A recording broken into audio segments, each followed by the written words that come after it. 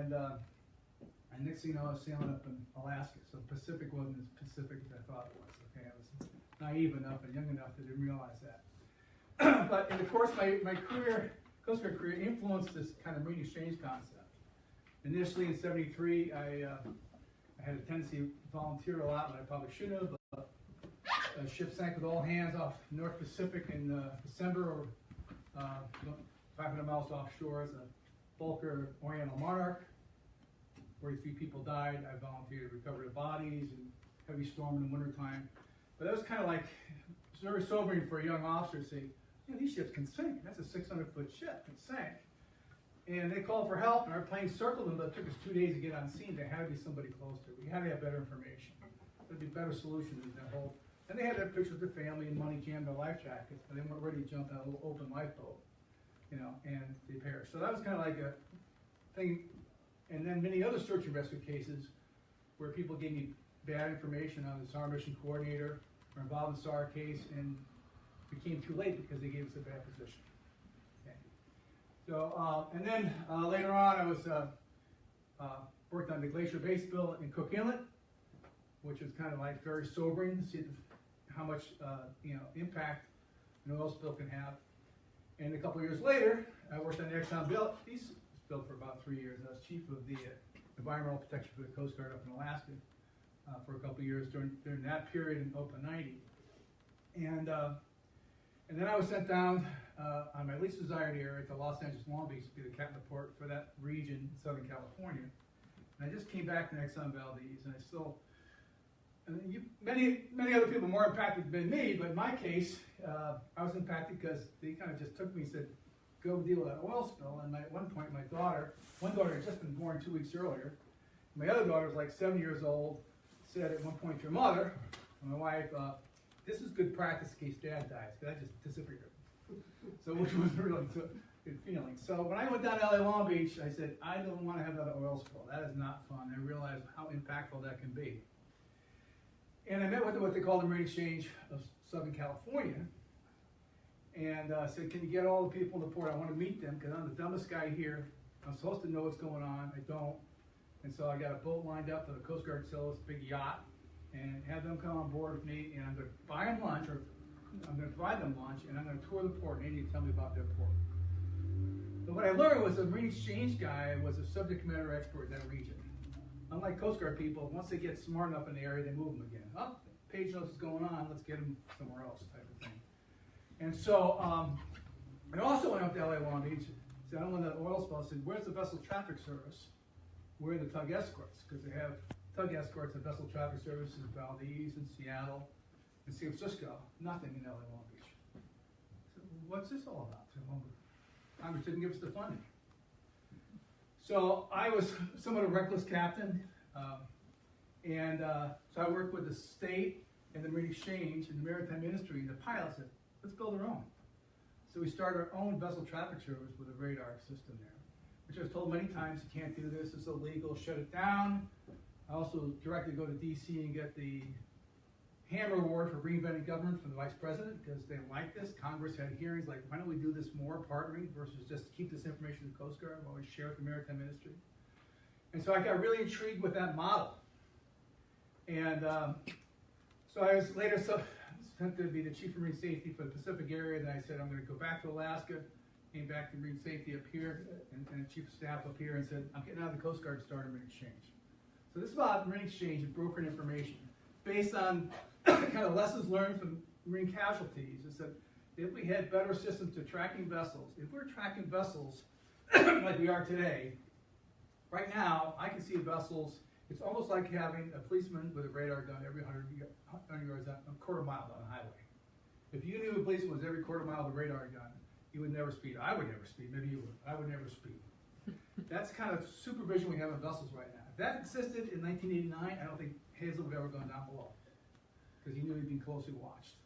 We are watching vessels that closely. I'll show you how we're doing that down in Juneau. But also tools we're building. Weather stations is another key thing. I always felt that if we gave better information on weather, a lot of casualties would be averted because the mariners, if they knew what they're staying into, wouldn't go. But a lot of times they're just surprised. I've been surprised many times by the weather. So the Marine Exchange is a nonprofit maritime organization And that's the mission statement. Yeah, I got out of the Coast Guard to start 18 years ago. Next slide. Next. That we agree on, right? This is our new, this is our building down here. This is our operations center left. This was just completed construction this last summer. The governor, district command, whatever, were all there. And there's an opening ceremony. And those who know signal flags, was another, and friends like David. Whoop, back one. They're going on their own. On their own. They'll stop doing that, maybe, maybe not. The admiral noticed the signal flags as he came up. And in the speech, he said, I was drawing this building when I looked at signal flags.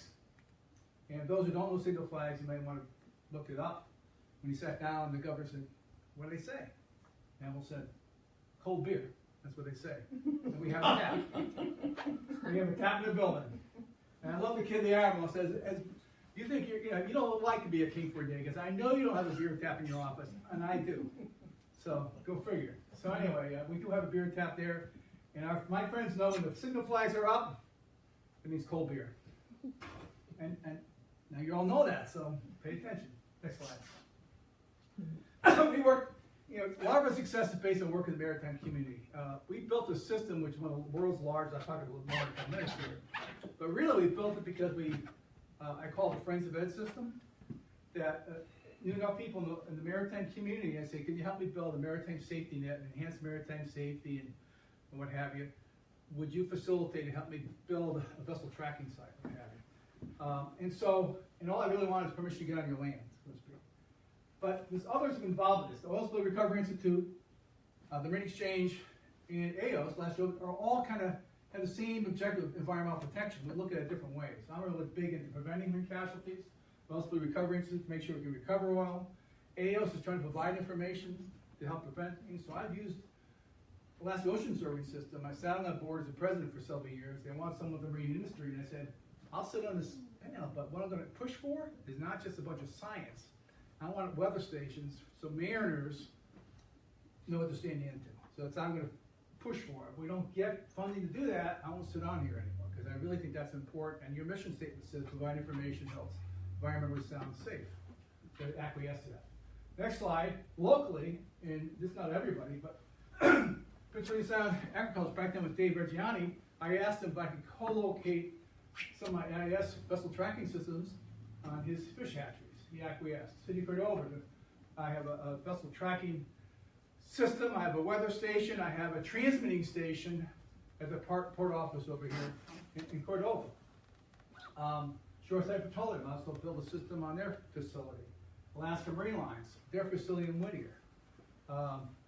The Cape St. Elias, I'll become a member of the Marine Lighthouse Association and pay even more if you allow me to put a system on your facility out there. This is Prince William Sound. These are the type of people that we partner, entities that we partner with, to help build maritime safety net. Next slide. So the marine exchanges, they actually go back to the 1800s. We're not the first, we're the last marine exchange to come online. And the idea was exchange information. And they would basically have spyglasses scan the horizon, and they disseminate that information around the port to facilitate trade. Next slide. So there's spyglass, next slide. Oh, sorry. I was looking. And they would, semaphore information of vessels and loud hailers, okay? Next slide. Put up chalkboards downtown. So when I was in the Coast Guard, I used to call the Marine Exchange all the time. Say, I'm supposed to board this tanker or cargo ship loading explosives. I'd like to get the sea buoy, got to be on it all day long. When the pilot's leaving, at what time, they'd give me all the details. I'd jump on the pilot boat, go out the ship, and start inspecting it. So, whatever. They had all the information. They still do. The broker's information, the exchange maritime information, and the regional experts. Next slide. And of course, sometimes the information was bad information. Like, not only the ship's not coming in anymore. In fact, it's got a marine casualty. We need you to go to the headlands and help effective rescue and what have you. Next slide. So these are the marine exchanges around the country. And when I first started this marine exchange, I met with them, soon became the president of that organization, and they literally still had the old boards and phone calls and what have you. He said, let's move to the 21st century. I'll help you build a vessel tracking system in your regions So I literally sent one of my guys, who was a retired Coast Guard guy, communications guy, he got a pickup truck with a bunch of radios, AS radios, send to Houston with a return ticket out of Boston, and he went up across the Gulf and up the coast, and when he finished one job, he said, "Where next?" I said, "I got a friend in Mobile, Alabama. You go see him. He's got a place where you put an AIS site. You're done, Miami, you're up on the coast." And the same thing in the West Coast. All that information comes into Juneau right now. All the data from the United States comes to Juneau, Alaska, and we turn around, provide that to Lloyd's of London for a fee, of course, and other international entities to know maritime activity. Next slide. And so basically, I think everyone's familiar with AIS, but you're building, in the lower 48, the Coast Guard used General Dynamics to build their AIS system. And they cost more than anticipated, and Congress said, "We're not giving you more money." He said, "We haven't started Alaska yet, and Alaska's more expensive." Meanwhile, I was building an AIS system in Alaska with the Friends of Ed, and I was doing consulting work to help get the money, doing expert witness prestige case overseas in Spain and what have you, and also got the state of Alaska some of the settlement money from the Exxon Valdez to say, "Well, give me some money, I'll start building a network." So we started building a system to the point where the Coast Guard says, "We want in, we'll pay to access. We're not going to build our own system, we'll just use your system." But that's where Coast Guard is one of the funders, but the Marine industry pays most of the bill, and the state pays part of the bill. So the three-legged stool is the Coast Guard, the state of Alaska, and the Marine industry. And shippers from around the world. And so back, for a second there, with time. So basically what it comes down to, we're building receiving sites.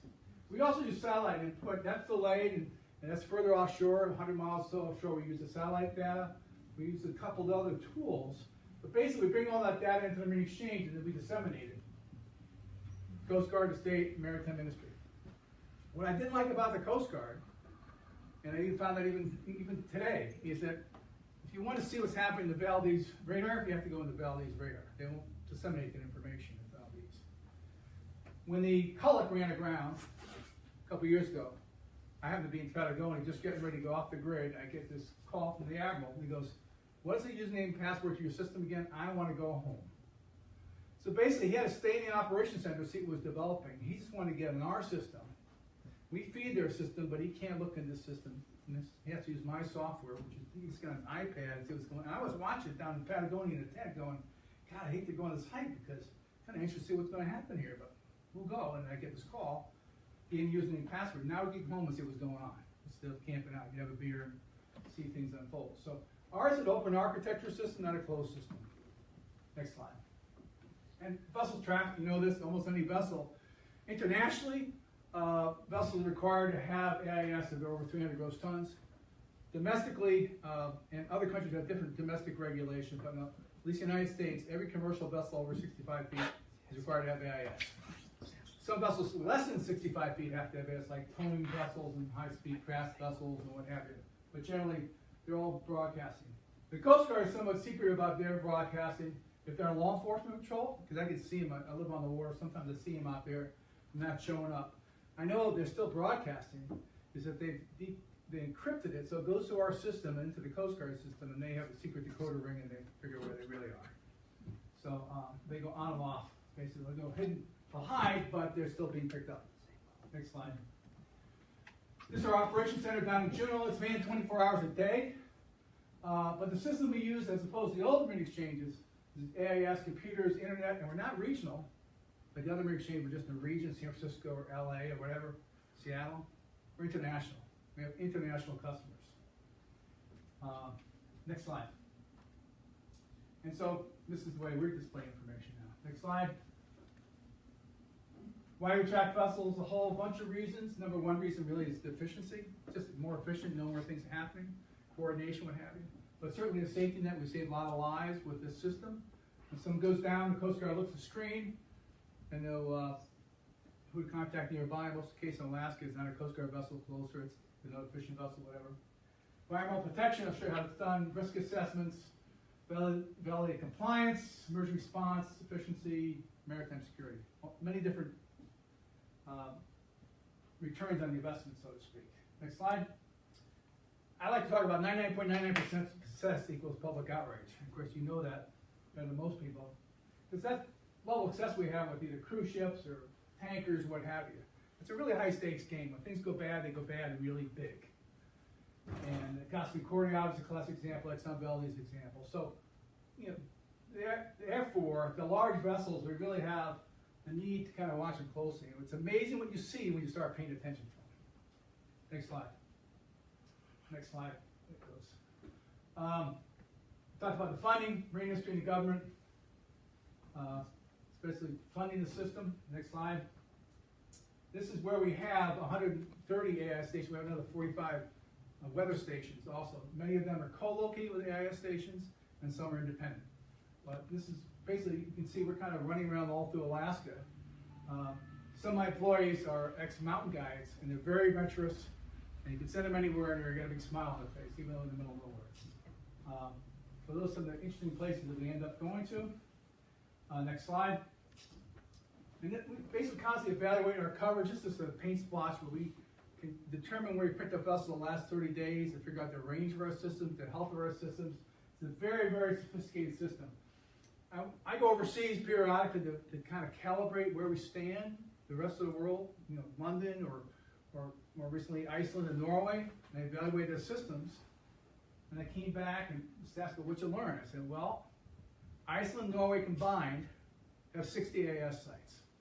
And I asked them questions they couldn't answer because they outsource everything. And their capabilities aren't as good as ours. So we're really bigger than those two countries, and we're better than those two countries.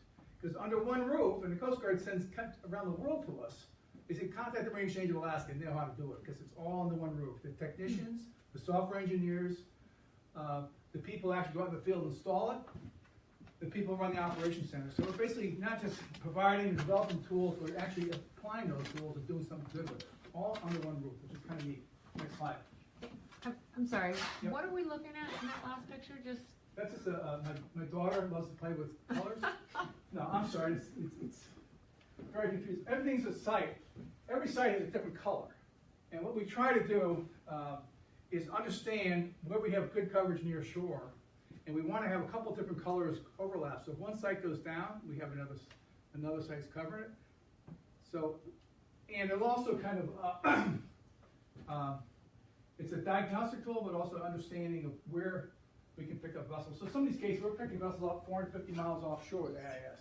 okay. So this is just the complete range of Complete where range you of can all pick. of Okay, them. I This guess paint I splotch should assessment tool, figure that but out. Okay, it's kind of example of how sophisticated the technology can get. gotcha. That's what it would come down to. That's built in-house technology. Next slide. This example in this region. So the different colors come from a different site. So the blue color, I think in this particular case, is coming from Middleton Island, maybe? No. Well, Cape St. Elias. And then I think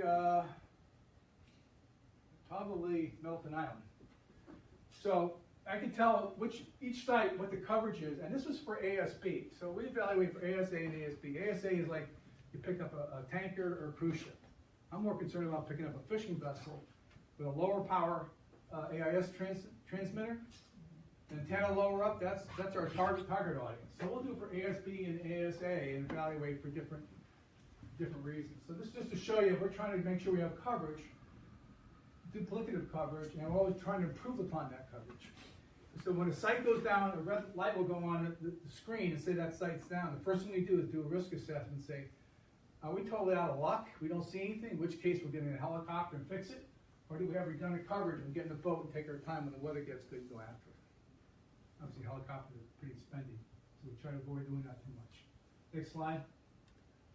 This example, one site's here in Cordova. What we're picking up for the Cordova site at the Petro Marine Services and at the Harbor Office. I'm not sure which one it is. It might be the Harbor Office in this case. So that's where we picked up vessels in the last 30 days, basically what it comes down to. That's what paint splotch is all about. I probably should start with a single one and go on schizophrenic photo afterwards. Next slide. Still learning how to prove that. This example, this is a real-time picture of vessels in the Gulf of Alaska. Wow. Most people are amazed to see that, but that's what we see all the time. That's what we're monitoring. And I explained why we're monitoring, what we're doing about it, how we're contacting vessels, but that's just a real-time screenshot at one point what a vessel's doing. And you can click on any one of those icons and tell you information on it. Next slide. And if you put names on, you really get schizophrenic. It tells Next slide. So how do we build, where do we build AIS stations? I love lighthouses. Lighthouses were kind of strategically located, they're kind of quiet areas. Might as well put them back in business. They used to scan for vessels, they used to provide weather information. They took everybody off, we can still do that. Okay. So lighthouse associations, we've been partnering with a lot of them, supporting them, providing logistics support and beer support, I might add at times, to keep them happy. And so they can put our sites there. Pilot stations, harbor offices, fish hatcheries, tug offices, shipping companies, processing plants, tribal offices, oil facilities, science centers, oil spill response, so you name it. Anyone who's got on the waterfront or on a mountaintop or whatever, we're going to try to put a site, either a weather site or a vessel tracking site or both, or a transmitting site on. Next slide. And this is some pictures. Obviously, this is Cape St. Elias. I spent a week out there kind of building that site. This is some of the other sites in Southeast, Mary Island, Tracy Arm, back one if you can. This is not a rocket. I don't want anybody to be accused of sending rockets at Korea. Like this is a vertical axis wind turbine type of thing, and a solar panel. And in many cases, we'll have a fuel cell. So our power plant, we got our own utility plant that we build on these islands, fuel cell, solar, and wind generators. And where's this site at here in the bottom right? That's Mary Island down southeast. Southeast. Yeah. Next slide. More sites on southeast. Next slide. This is out of Aleutian Islands, going out to Nikolsky. It's a happy crew. See how happy they are? These guys are all mountain climbers. My daughter and son-in-law were mountain climbers overseas in Africa and South America, and they met all these other people. And then when they come through, they say, "Hey, stay at my dad's house." And they get excited and want to stick around and work for me. So it's kind of cool. Next slide. This is something we build our shop. We have a shop in the valley in Juneau. We build things, test the systems, and then we get them shipped out there, and then we take them up the mountaintop with ATVs or whatever we can, or helicopters. Next slide. This is another one in Mary Island. Next slide. This is a couple examples. This is Unimac Pass. Next slide. Next slide. Easy stuff. Helicopters. Next slide. What are you dropping in there? I'm sorry? What are you dropping in? We were dropping that big lunar module capsule right here. So we couldn't get to the moon, so we settled for Scotch Cap. Best we could do. Yeah, these vertical axis wind turbines, go back for a second. We had to come up with an automatic greasing gun for those things, because we realized otherwise you have to get in a helicopter and grease it. That's a very expensive way of doing it. So we have a remote controlled automatic greasing gun for vertical axis wind turbines. This is the kind of crazy stuff we get involved with, which I would never anticipate ahead of time. Next slide. Unimac Pass, again. Happy crew member, and we put them up first class accommodations. Next slide. They love it. That's good. You put your hammock up there, and they're totally happy campers, and never complain. Never once to complain. You get away with that. That's what I call a good crew. Next slide. Cape St. Elias. Still messing with that one and looking at changing technology, using cell modems now for that area. Right then we're using HughesNet. Now we're using a low, different type of satellite system. Next slide. This is like one day this year. So where is everybody? And we started to realize we had, someone in Norway, someone in Washington D.C., someone up in the Canadian Arctic, other people out in Aleutian Islands, and some people in the office, amazingly. But that's how far spread we can kind of get the things that we're doing. Next slide. This is up in the Canadian Arctic. I got calls from Canada. They want to do the same thing, and they're willing to pay. We're always looking for anybody who's willing to pay. So we packed our bags and went to the Canadian Arctic. Next slide. And they went on sleds. Next slide. Next slide. Next slide. Just get a feel for the kind of crazy things we get involved with. And we're tracking up there. Next slide. Domain awareness. I love that. The Coast Guard likes to talk about maritime domain awareness all the time. And at one point I was asked to talk about domain awareness. I did say maritime domain awareness. So being silly as I am, I said, I got a license to kill. I can play with it. So, you talk about domain awareness, I mean, there's obviously the animal and the person are aware of each other. But I learned more about domain awareness in the next slide from my daughter and my wife. My two daughters, the one on the right was living in Africa at the time. She got mugged on the way home. And she sent me a text message or email and said, I got mugged on the way home last night. I'm okay. I fought him off with a wine bottle. That's the purpose of a wine bottle, obviously. So, being a dutiful and caring dad, I responded, well, hon, if you go out at night, make sure you have a wine bottle with you. And then I thought it was good advice, and then I told my wife, who got angry at me, not because of advice I offered her. She says, why do you tell me about things we can't do anything about? And it made it click. I go, you know what? All this domain awareness and knower shifts is no good if you don't act upon it. It's just entertaining or frustrating. In her case, I can't do anything about her. We live in Juneau. She's living after. I don't want to hear the stories about it because all it does is get me anxious. I can't do anything about it. So, good point. Next slide. So there you. That's one shift in half. I'm sure you all know the story.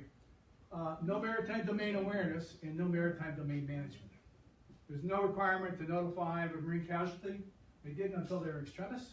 Coast Guard helicopter went out, crashed, killed people, oil spill, lost a ship, whole 9 yards. So now we get domain awareness. Next slide. So what? Now we have domain awareness. Look how close this guy is to shore. If he breaks down, the closest tug is 2 days away. So I got this whole thing about, it's not about domain awareness, it's about domain management. So managing the risk. And so, next slide. And then we looked at where we have oil spill response capabilities. The Coast Guard said you need to have oil spill response equipment everywhere these ships go. And so we've never had. You waived it forever. You never implement Open 90 in Aleutian Islands. So we're now going to require compliance. They'll never get it. If you force it too hard, ships will go to Canada and there'll be an innocent passage. They don't have to do anything. They can do anything they want because it's on the nose of us because we don't have jurisdiction because they're on an innocent passage. And you take trade away from Seattle and Puget Sound. We don't want to do that. So it just won't work. And with the areas that we have compliance are in Prince William Sound and Cook Inlet. You cannot have full compliance, be on scene within 24 hours, oil spill response equipment out here. There's no way. So next slide.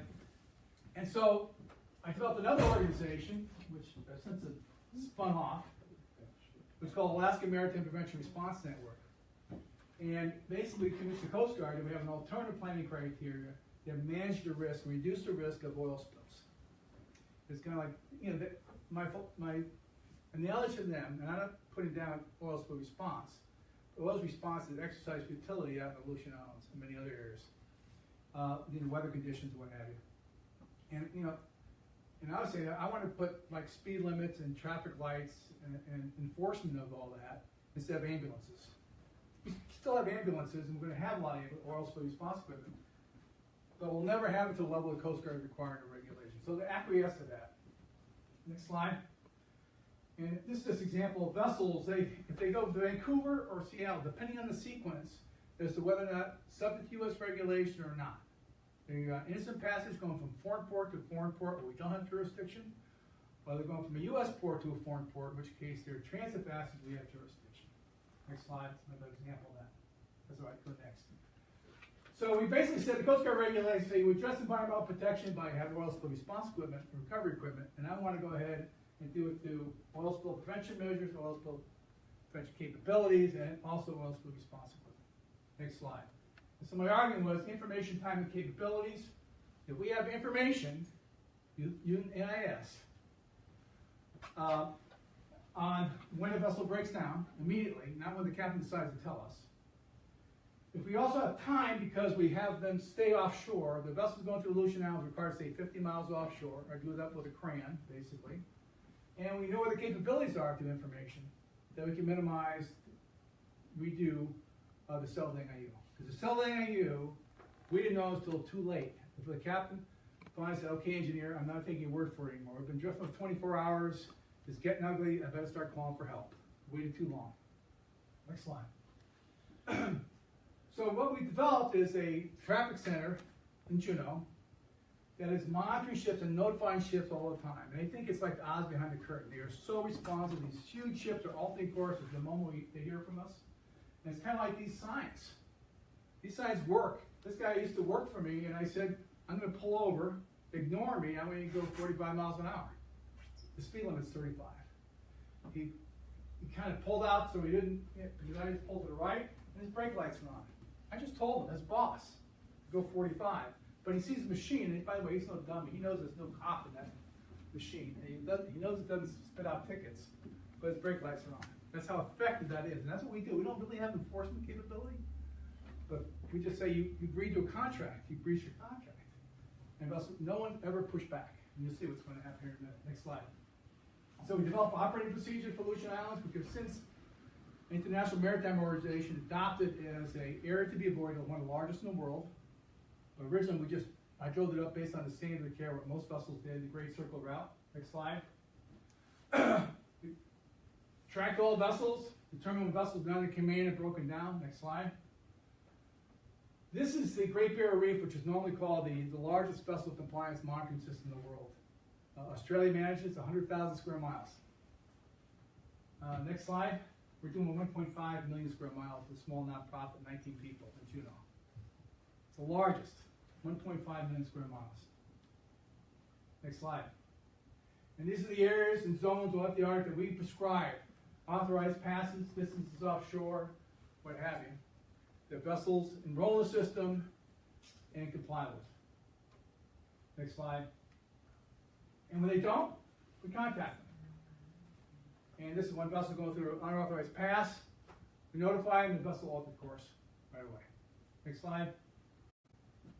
Here's a vessel telling us, well received, we've deviated course to comply with the 50 nautical miles from land.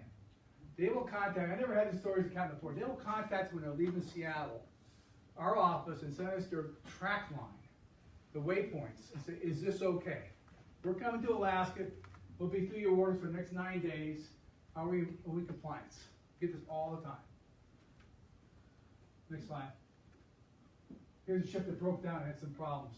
We picked up on that, notified the Coast Guard and tugs and what have you. Next slide. Here's a ship, before we implemented the system, there was serpentine to Aleutian Islands we had time to kill. It was a bulker, 680 feet I think it was, something like that. Light, spot charter, didn't have any, so take your time, come on back to Far East, we'll find something for you to do. So he's, sightseeing, keep your elbows down, they're closer, Kodiak, wonder what that looks like. And let's try here, let's try there. Very high risk transit. Not the standard care. Most ships take the Great Circle route. Next slide. Same ship, next voyage. Clean London system. No more sightseeing. Standard care. Standard care, what most vessels do. Here's a vessel this summer. Broke down. We noticed that our alarms went off in our operations center. Vessel reduced speed.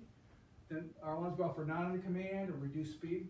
Because normally if you're looking at a car at a highway, if you had a highway, no offense. If you had a highway and the car was going 15 miles an hour, and it was going 65, you go, something wrong with that car. That's what we do. Our alarms go off. If every other vessel's going 18, 20 knots, we see some guy going 2 knots, something's wrong. Or if they showed not in command, the vessel showed nav status not in command, so we knew something was wrong. So we contact the captain, say, what's the problem? Crankcase explosion. Okay, you're drifting towards shore, 2 knots. Do you think maybe we should tell the Coast Guard and maybe find some tugs? Told the Coast Guard, he said, well, they do anything? Well, the captain's still thinking about it. The Coast Guard said, well, you have the Oil Spill Liability Trust Fund, opened a checkbook, hired some tugs, and went after it and grabbed it before she hit the beach. So that's what early notification does. You can detect a problem, and you can start launching while the captain, the engineer, in the home office, wherever that is deliberating over tugs or not using tugs or just hoping everything comes out okay. And we've had instances like this where we'll contact the home office, say your vessel's in trouble. We tell the Coast Guard, we tell the home office, and they're like in Greece or whatever, they go, we know where our vessels are all the time. Captain's close contact, we track them very closely. Everything's okay. I said, okay, well, here's the screenshot, and here's the message from the captain. Have a nice day. Oh, wait a minute, what was that again? So they don't know what their vessel's doing. Next slide. It's the same vessel, I guess we had pictures of tugs and everything else going around, but same thing. Next slide. This is just an instance we see where vessels break down. We call them vessels of concern over a couple of months. We get concerned every time we see a vessel acting squirrely, beam to the seas, reduce speed, what have you, and or not compliance to regulations. So we kind of record all that and see what's happening. Next slide. These are ships around the world. Today, they may be in the Indian Ocean or in Africa, but they're rolled with the Marine Exchange of Alaska in a network. And so when they eventually going to work their way to the Pacific, that's the only place in the world they're going to be making this notification days ahead of time and towing the line for 9 days. There's no other routing scheme in the world that is as big a routing scheme. And why? Well, we don't have any resources. If you break down Aleutian Islands, 2 days before someone's getting on scene if you're lucky. The Coast Guard will show up, but they don't have towing capability. So we're going to have to wait till a real vessel with towing capability shows up on scene. They'll take people off, but they really can't tow. Basically, it's a higher risk. Russia, it's a more extreme weather, environmentally sensitive area, and we're kind of, bad things have happened. So we're not going to let things happen like that by chance. So that's why, and that's why we spun off this other organization. We are the vessel tracking center and the nerve center. But I was getting calls from 600 different shipping companies 24 hours a day around the world, enrolling their vessels and what have you. I said, no, I don't like the administrative stuff. It's not my cup of tea. So we kind of spun that off, the administrative side of it. Next slide. Everyone talks about the Arctic, so just so you know, we're looking at the Arctic to build sites. This is just a historical graphic we have of Arctic traffic. We color code it and tell what's happening. Next slide. Again, Bering Strait, everyone talks about the narrow Bering Strait, which is 43 miles narrow, which I'm not sure how narrow and 43 miles gets the same sentence, but anyhow. But we still show the traffic, and my thoughts on the Arctic, there aren't many ships. Next slide. This is kind of the traffic density, how many ships. But I also believe that it's one of these things where you need to close the barn door for the horse to get out. So I think to implement risk prevention measures. So we do manage traffic in there. We do have risk mitigating measures because oil spills can be very ugly, be very, very hard to recover. Next slide. This is just Cordova, or this region, Prince William Sound last week. Before I came here, I said, what happened last week? I did a screenshot. I just did the track history of ships the last week going around this area. Color coding, orange are tugs, black are tankers.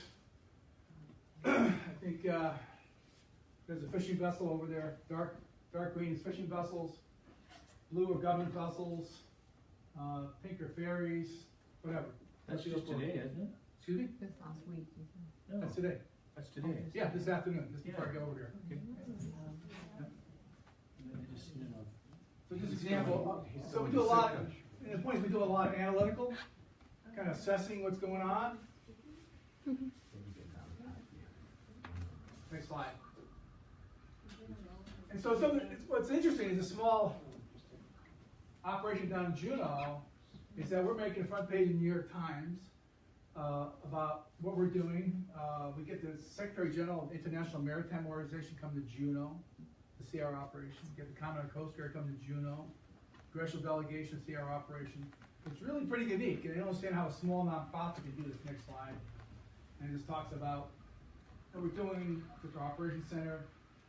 But basically, I got the last, rarely do I say anything coherent enough to even get in print.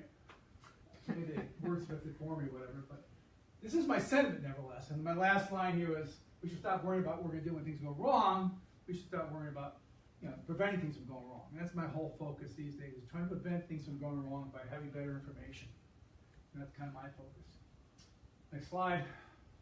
This is just by Juneau in comparison to Bering Strait. This is what I look outside my window, my house, of 8,000 transits. So I kind of point that out to people. Say, I sleep well despite all those transits. Next slide. And I use my daughter to test technology. As most people would, try it on her first. It works for her. It worked great, or actually worked too good. And she was hiking Nepal at one point when it's supposed to be a 2-month expedition. It turned out much shorter because the earthquake happened, and she's sending me text messages saying, "What the news say?" So what are you talking about? So we just escaped an avalanche and the place is shaking. Let me turn on the news. You go, "Oh, there's a big earthquake in Nepal." After a couple of weeks, she said, "Hey, could you wire some money? We're going to go to Sherpa's house and rebuild it." I said, "Sorry, couldn't get that message. Didn't make it." Anyway, the point is that some of this technology these days is incredibly sophisticated, what you can do with it. And I'm a kind of technology wonk of sorts. I'm not really good at it. I hire people. Everyone in my office is smarter than me. It's called, my first name's Ed, but there's another guy in our office they call Smart Ed. It's not me. Okay? They'll walk right by me. We're looking for Smart Ed. Oh, that'd be over there. So some very technologically smart people. I just know what I want, and I know how to get people who can figure it out. But we keep on testing. I like to test technology, and I did get exposed to it in the Coast Guard when I was commanding officer of Iran Station on Iwo Jima and doing other things over the years. So I did get exposed to it, but I'm not smart to figure out how to make it all work. But I get these ideas, and literally my daughter does use this stuff. The next picture.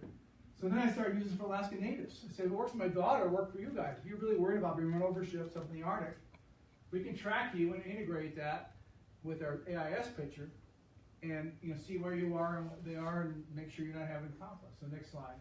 So we've done a couple different tasks. We've done satellite transponders, AIS, and those little spot things.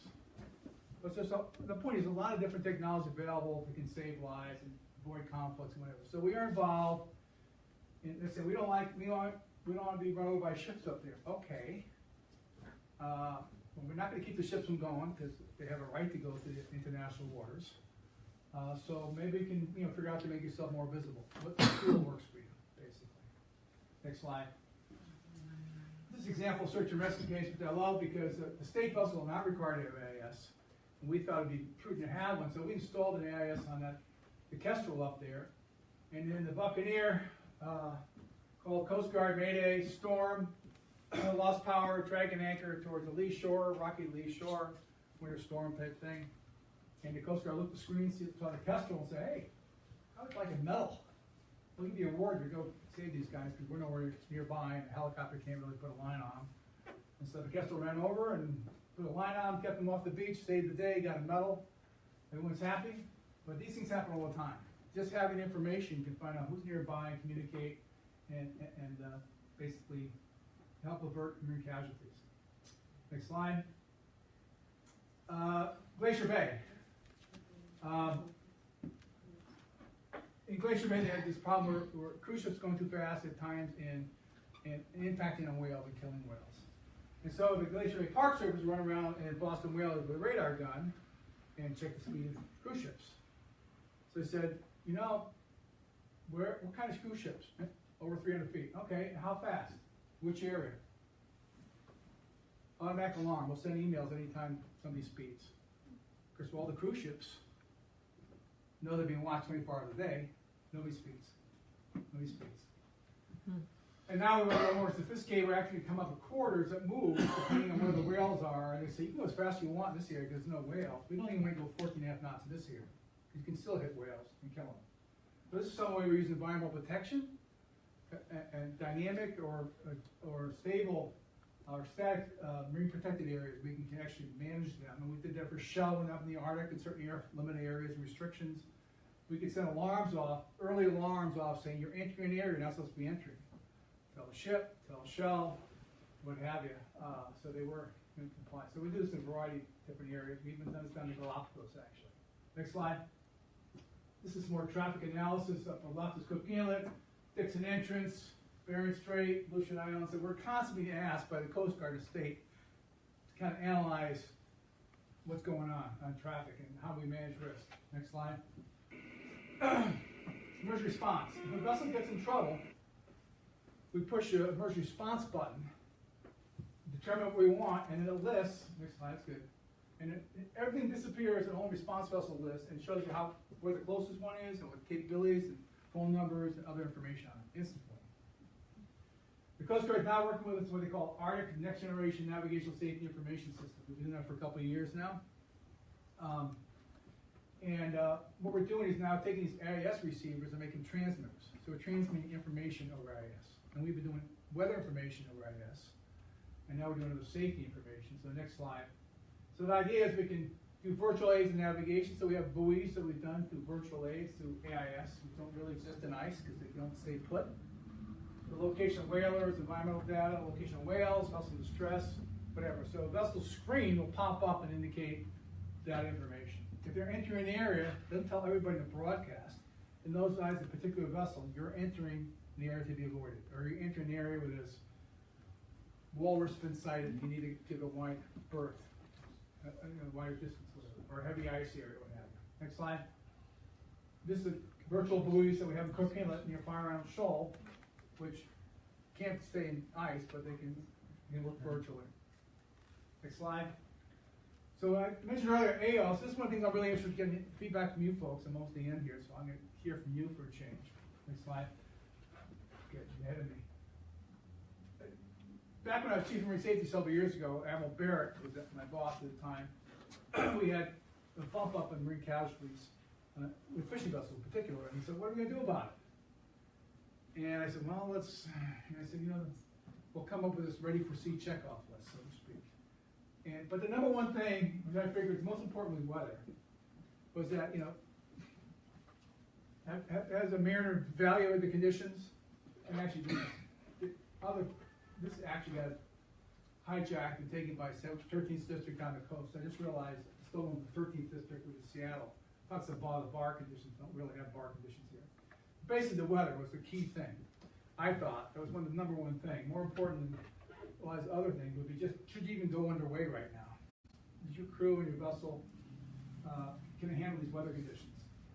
So I'm a big advocate of getting more weather information in gapped areas. Next slide. And so, working with AOS, and Katrina Hoffman is on the AOS board now also, by the way. She's just took over as the president of the board. I was the president beforehand. But AOS is basically, in the Marine Exchange, have the same objectives, and even the Weather Service, we have MOUs with, agreements with. The better weather data is invaluable to mariners, enhances maritime safety.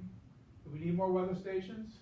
And a better way of disseminating weather information. I hate listening to the broadcast and missing it or not hearing it clearly enough and have to go through the cycle. Okay. So disseminating AIS information via AIS is clearer. You don't listen to it. It just shows up, pops up on the screen. When you want it, you select the icon and the information pops up. The Weather Service updates the weather every hour. We update every 3 minutes. It travels further. It's clearer.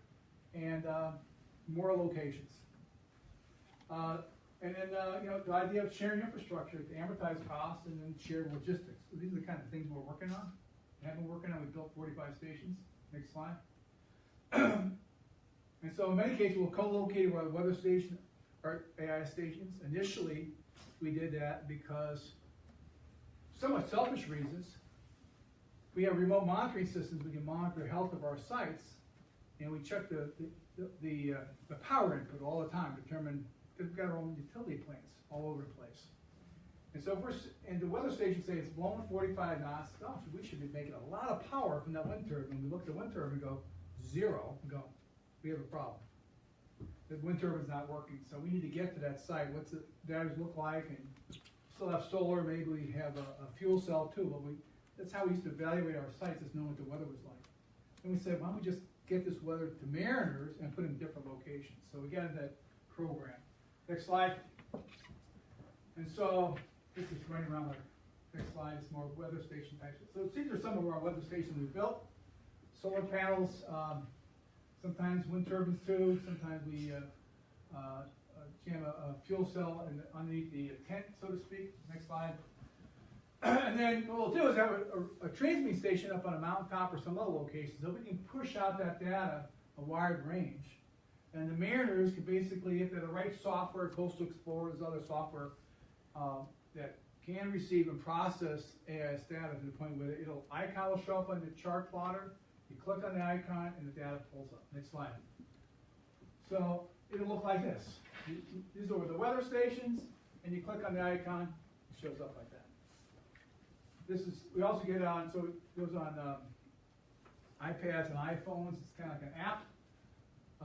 Right now it's a link, but we're developing an app for that. And so, why not have your region? Next slide. I bet you get it right. Example, Homer Spit, click on the icon, tells you the weather. Next slide. Ha! Your region. Cordova weather. This is this afternoon. And if you click on that icon for Cordova weather, next slide, I'll show you where the weather station is. It's on the harbor office. Shows you on the chart where it is, whatever, because obviously the location of weather station will dictate how well it's going to be able to pick up weather. It's always a shadow or some other, so it's kind of nice to know exactly where that station is. Next slide. And we've done stuff for British Columbia. they said, we want to do the same kind of stuff, can you evaluate our traffic in British Columbia? So we did it for 6 months, they can continue to do it, we'll keep on paying you to do it longer, because we haven't figured out how to do it ourselves. This is kind of stuff that we're getting involved with. The neat thing is that, in my mind, is that we're doing this up in Alaska, which is kind of cool. And kind of because, what's the necessity, the mother of invention, you know, we find the necessity, there really wasn't infrastructure or the tools that are provided for lower 48, so we're building them up here on our own, kind of homegrown, using the maritime community to kind of support, provide these tools. Next slide, the last one. Yeah, kayaking down in Juneau. It's called heavy morning. We have heavy traffic in Juneau. It's like called heavy morning traffic in Juneau going to work in the morning. So, okay. But that kind of summarizes my pitch as far as what the Marine Exchange does down in Juneau, how it kind of relates to maritime safety in your region and throughout Alaska. But I'm also kind of interested, like, and you don't need to tell me now, but you know, what other areas do you think it'd be really advantageous to have weather centers? And I'll leave in my business card, what have you. But we're interested in getting input from mariners. We do that all the time. Where anytime someone walks in our office, we ask them, well, boy, we really love your weather stations. Great. Where else could you use them? The ferry captains will come in and talk about them. I said, yeah, but where else? We really could use one here. Because we learned the hard way, just being out and getting whacked. Our 30-foot landing craft say, we're going to put a weather station there. Easy. Sir? Well, what about buoys? Sometimes the Coast Guard buoys are broke down for I know. years at a time. I know. Cape Suckling hasn't been in operation. And I wish I had an answer for that. We don't have any. The biggest trick is getting a vessel that can deal with the moorings and the huge, you know. We've done some current sensors down in Juneau area and for the cruise ships, and we've done some. We're in the process of doing some for Nome, which are pulled out seasonally. But they're such a heavy. These buoys are so big, and they're such an undertaking. And I wish we had some good answers, but we don't have those capabilities to do it in-house. So we've got to look at building relatively near on the shore area that might give you an indication of what the weather is offshore, but we really can't. I've heard that more times about the weather buoys offshore are really critical. Well, the buoys are still there, I think. Oh yeah. It's the electronics Really? that they're weak on. It's not the anchoring them. Maybe explain. There are NOAA buoys. Oh, NOAA buoys. There are I know NOAA NOAA buoys, but the Coast Guard services them. Well, sometimes. when they can, it's not their Right. mission. Right. NOAA doesn't have the equipment to do it, Yeah. so they partner with the Coast Guard when they can. And it I've heard might more be- complaints about the buoys. In fact, I just recently got appointed to the Hydrographic Services Review Panel for NOAA, and which actually become a part-time employee to know whatever, serve on this advisory panel. My first meeting here next month down in Miami, actually. And the next meeting is going to be in Juneau, Alaska, because I talked them into coming up to Alaska and seeing our operation. But I'm going to beat on that same thing. In Alaska, we really depend on those buoys, and they're not very good about keeping operational. And if it's just a matter of not pulling the moorings or them drifting off, which happens a lot, they get carried away. But it's a matter of electronics. That doesn't require a big Coast Guard cutter to change out batteries or change out electronics or what have you. It should be an easier fit. You know, this should get something that can, you know, handle those conditions. We just don't have the skill sets or the vessels to deal with something that's significant. That's a big undertaking. You know, we're a small 19-person operation in Juneau, trying to keep the lights on, so to speak. That's way beyond our skill sets. I wish we were that good, but we're not that good. I misled you if you thought it was that good. We're not. So you're looking to put land-based weather stations in more locations? Yeah, and that's where I think, you know, I've heard them talk about Hinchinbrook, for instance, you know, they say on the land, then I get all excited because we can do the land. Yeah. And see, we've done some of the water, but they gotta be in protected waters, not exposed waters. It's just, again, it's a huge moorings and it's a much more complicated situation. So how many do we have in Prince William Sound right now? Not many, I mean, I'm you not just saw, familiar you with go it. back, I don't go back 2 slides.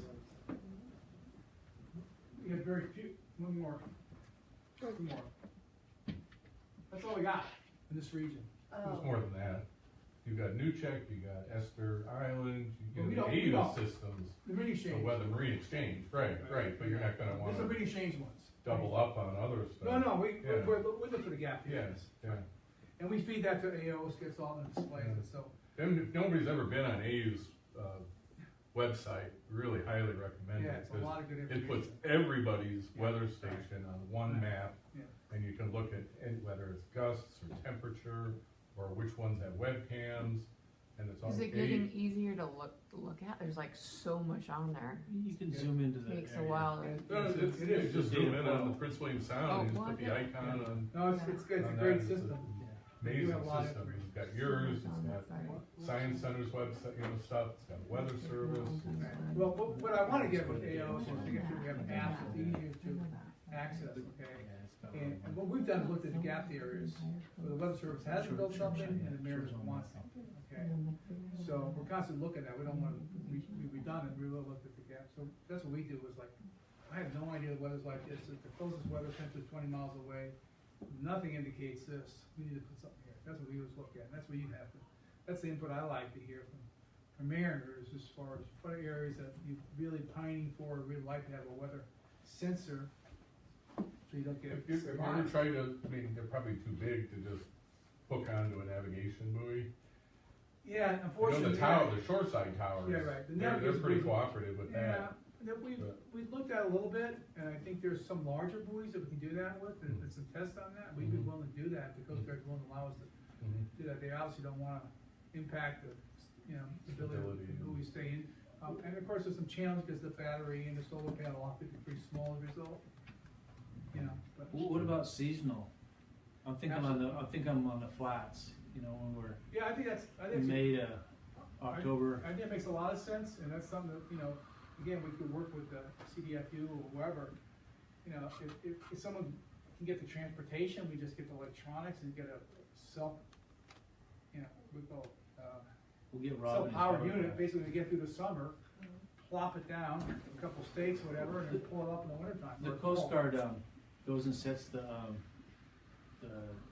bar markers Right, every spring and pulls them out in the fall.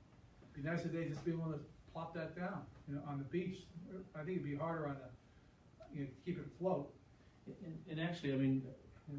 Gripes, how many of us in here have boats? I mean, how big is the unit and stuff? Isn't that, Well, we well, saw them, right, with Yeah, that that- little A-frame of solar Yeah, panel, and right. it seems like you could put one like that on Egg Island. And even smaller, something, because that really is meant for year round. If you're only dealing with summertime, you need one panel and 2 lithium-ion batteries, and they don't take much power. Well, And you have a thinking cell modem, you could run it out there with a bow picker, you go dry, yeah, at tide and yep, Work it. push it off. I mean, we do that all the time.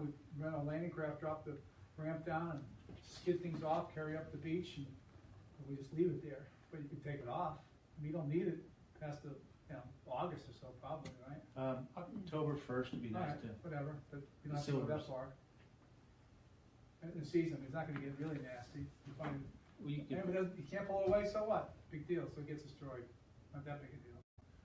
Not gonna happen often. You can fish, you can run inside and stuff, pick your time and tide, pick it up. I'd be very receptive to doing something like that. I mean, I'm very familiar with how nasty and gnarly it gets on the Cordova Flats, and how helpful it is to have good information. And if, as we all say, weather is so microcosms of weather patterns that can really take you by surprise.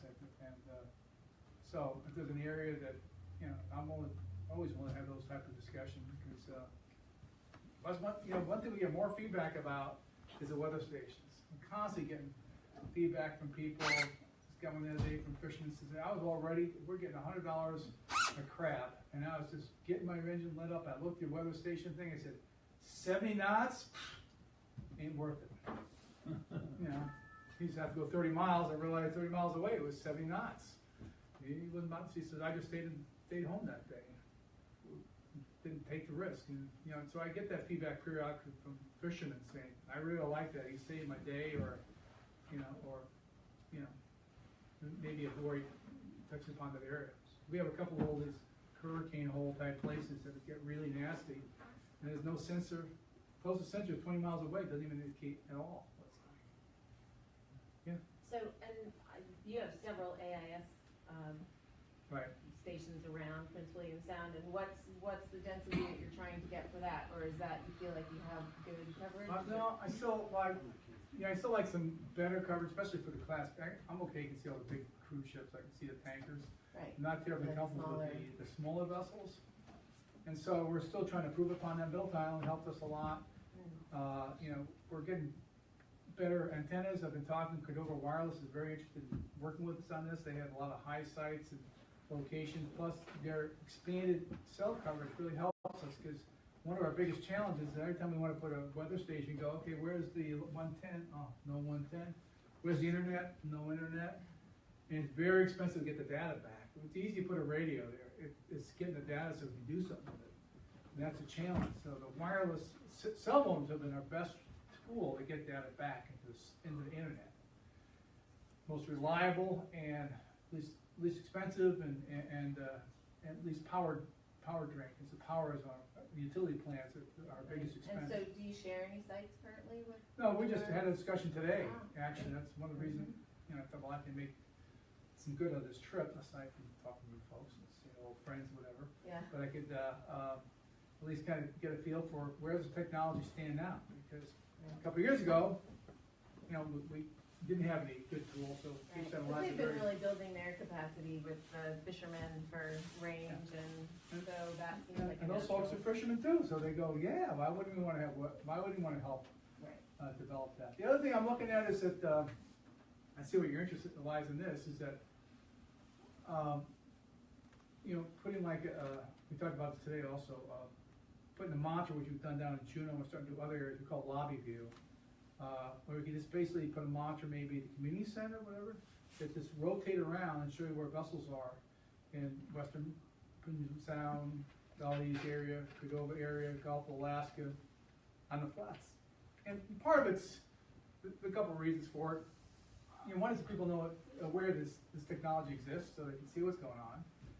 Some cases really encourage some kids to want to pursue maritime careers. Sometimes people say we really want to we see the merit of having this technology. It'd be nice to know where our vessels are. I'll know where my tender is. Well, there you go. So we're thinking of doing that. That's awesome. And you realize you get tired of driving the community center, and you say, well, I'll pay for a subscription. It helps the awareness in general of the industry for people to, understand that. Oh, there's all these tenders over here. I know what that means. Backdrop. It is. Yeah, there you There's go. all this activity going on. Well, that's, one of the more recent ones I just put in was in the Baranoff Hotel in Juneau, where the legislators hang out. And it's really put on the radar screen. This is a maritime state, folks. If you look at it, so we show Alaska today. The first thing is Aleutian Island, and everyone goes, I had no idea those little ships. Yeah, this is I-5. This is I-5. All these bulkers, ships are just driving through the Aleutian Island and through our waters, and when they break down, which they do periodically, machines, they can have impacts on us, and therefore we're implementing risk mitigation. But to really understand, this is a maritime state. We depend on shipping our raw materials out, depend on our consumables, transportation, the tourism, fishery. There's so many benefits of it, and I really want people to understand it's a maritime state. As another collateral ancillary benefit is that, for myself, I got interested in the maritime career because when I was 14 years old, I saw the Coast Guard Cutter Eagle. I said, how'd you get on it? Go to the Coast Guard Academy. I said, okay, I'm going to study hard and go to the Coast Guard Academy. Done. Didn't realize I was there for a couple of years and never went on it again. Actually went on one other time, but it's a funny story in itself. But if we get kids, get an interest in the maritime careers, because we really have a problem with aging mariners unless people are interested in it. It's a non-traditional career. Good thing. I'd love to see that happen. So we're trying to get kids exposed to this more. And understand that's another opportunity, another career they can pursue, and you don't have to be at sea the whole time. You can end up going ashore and, like I did, and I don't sail anymore other than a little landing craft running around, my own fleet of boats. But initially you have to understand how things work, and so you got to go to sea for a while. But I think in any case, we have a couple of reasons, but I think we're just trying to get more awareness of this technology is available that can help the safety net, but also just understanding of the breadth and impact of maritime trade in Alaska. A lot going on. So that's kind of what we're doing that end. But I'm interested, having better coverage. But I'm also interested in really having, better Marine Exchange. Go back to the beginning. Marine Exchange exchange maritime information. So we're trying to provide valuable information that, you know, to mariners. And we do other things, and we do a lot of consulting work, but it doesn't impact you folks. But one of the ways we keep the lights on is that a lot of facilities all through Alaska, I gotta do an environmental plan, I gotta do a safety plan, I gotta do a security plan, I gotta do whatever, all these Coast Guard requirements, or state requirements, whatever. So and we have about, most of our people are normal people, but we have about a half dozen coasties. 150 years of Coast Guard experience, the rest are normal people. So we have some experience on how to get through the regulations, the bureaucracy, whatever. So in the course of doing that though, initially I get calls from no, Coast Guard's gonna shut us down unless we get this plan done. We'll fly up here right away. So I fly up to Nome, and they go, what's that in your hand? I said, we'll get to that later. The next thing I said, okay, now that we're done, I'd like to put a radio here to track vessels, and you can see what's going on. Well, I need to use your roof, and put an antenna on your roof, and plug in your, you know. And that's how we built a lot of systems beginning, is I go on a consulting project, and I come home with less baggage than I came with, because I'd leave and install a radio on the way. And that's how we call them beachhead sites. They're around up in the mountaintops, but we start with beachhead to start developing that capability. So we still go all through Alaska on consulting work. That's another thing that we do. But as a result, we kind of have our fingers on the pulse. We kind of understand Alaska maritime trade from the Arctic out to Aleutians to Southeast. And we're trying to, you know, use that. And we're even trying to bring, all the ghosties get checked in, come through our office, and, you know, they get a briefing. So we're trying to get them educated what the nature of the trade is and what it fit in the big picture and what have you. And kumbaya, that kind of thing. Mikasa, Tsukasa. So what's the bottom line as far as participating? I mean, to receive weather data from the AIS system or to participate with the exchange? It is a registered. Well, that's a good question. I mean, the weather stations, you just go on our website, you click on, you get it. There's no fee for that, okay? But through the AIS system, you were talking The about. AIS system, there's no fee for that either. If you got an AIS receiver, you're gonna see it. Yeah. And the only thing that people pay for is subscription, and is if they wanna have access to the AIS system and tracking of the vessels on their home computer, PDA, or whatever. There's a fee for that, and the fees vary depending on. We have people all the way down to LA, all the way to Far East, including Alaska. There's one fee for that. There's all the subparts of Alaska. There's just Alaska alone. There's satellite AIS versus, because every account we have to pay the software engineers and other providers that were bringing information. And part of our contract with some of the software, we got 10 different software systems. We pay them and what have you. And our internet bill alone is like $250,000 a year for every exchange, because we're paying every place up in Alaska, every local community, we're paying the local telephone bills or service fees or internet fees or satellite fees or what have you. So expensive, but that varies. And it's a small area, you know. Like I said, I'm okay with just putting in the harbor office, community center. People have free access to everything, PDAs, and eventually, if we have enough interest in having AISs for this region, and just all I want for 25 miles, we'll probably just say log on, but we'll get that. I mean, that's what I'm doing for natives now. Like, I don't charge them because it's not nearly as valuable information to them as it is for Lloyd's of London, who's one of my customers, because they have international customers who track their vessels and trade and do spot charters and rates and whatever. So we have to slide scale. But right now, I'm just trying to push information out. I'm trying to make weather information and receiving information, you know, just public service type of thing. You know, that's a good thing to do. And then You wouldn't need an office a little bit north, would you? We have fiber cable here. I'm kind of set, you know. I got all my kayaks sit on the beach. I don't want to move. Well, just remote, you know, a bad backup, you know. Yeah, so many toys. I love that. Just many people say, "Why is this vessel tracking that fills the whole United States in Juneau?" I said, "Well, I came up with that idea and I like Juneau, so that's how it works. I like Denver. Denver has fiber, you know. So whatever it takes." So. Give Ed a hand.